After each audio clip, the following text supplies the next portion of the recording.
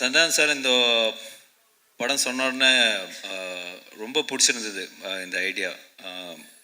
Frame வந்து ஒரு இப்போ வந்து அவர் சொல்கிறார்ல காமெடி வந்து என்ஜாய் பண்ணிட்டு போங்கன்னெலாம் சொல்கிறாரு. பட் ஆக்சுவலாக பார்த்தீங்கன்னா நான் வந்து அவர்கிட்ட கதை கேட்க போகும்போது என்ன தான் இவங்க வந்து புதுசாக பண்ணியிருப்பாங்க, ஏற்கனவே 3 பாட்டு பண்ணிட்டாங்க அப்படின்னு நினச்சி தான் போனேன். பட் அவர் சொன்ன அந்த கதையாக அந்த ஐடியா வந்து ரொம்ப புதுசாக இருந்தது, வெரி இன்ட்ரெஸ்டிங். ஃபஸ்ட்டு கேட்டோன்னா அவர்கிட்ட சொன்னது வந்து நான் வந்து என்னென்னா, இது நீ வந்து சொல்கிறது வந்து ஒரு ப்ராப்பர் ஸ்கிரிப்டாக பண்ணிங்கன்னா ஒரு பெரிய படமாக இருக்கும் அப்படின்னு சொன்னேன் நான். So he took is time.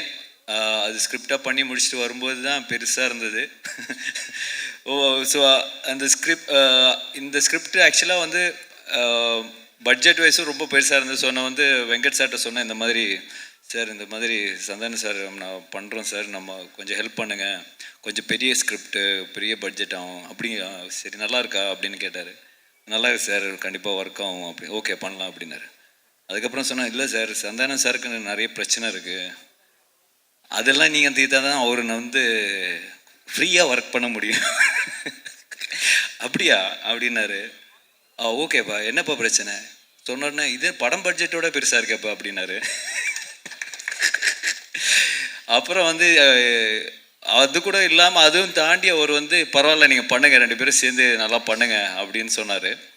But உங்களுக்கு ஒரு கிளாரிட்டி மேன் அனுப்புகிறேன், மிஸ்டர் கிஷோர் சார் எங்கே இருக்காரு சார், வாங்க மேலே வாங்க. இவரை அனுப்புகிறேன், இவரை நீங்களை சமாளிச்சிங்கன்னா நீங்கள் படம் எடுத்துடலாம் அப்படின்னாரு.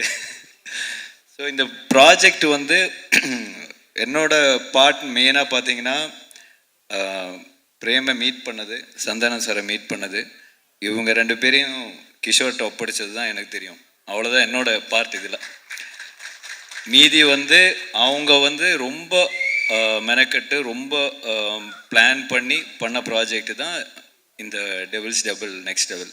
And finally STR brother, thank you so much brother. ஏன்னா இப்போ நான் அவர் சந்தானம் சார் வந்து அவர் கூப்பிட்டோன்னா அவர் அக்செப்ட் பண்ணி வந்துக்கிட்டார். It's really very kind of him. ஏன்னா நாட் எவ்ரிபடி எல்லாருமே வந்து அந்த ஃப்ரெண்ட்ஷிப்புக்காக வந்து வருவாங்களா இல்லையான்னு தெரியாது. But STR brother is always great.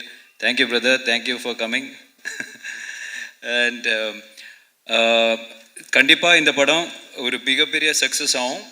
May 16th release ஆகுது. அண்ட் எல்லோரும் படத்தை பார்த்து என்ஜாய் பண்ணுங்கள். Thank you so much. Thank you.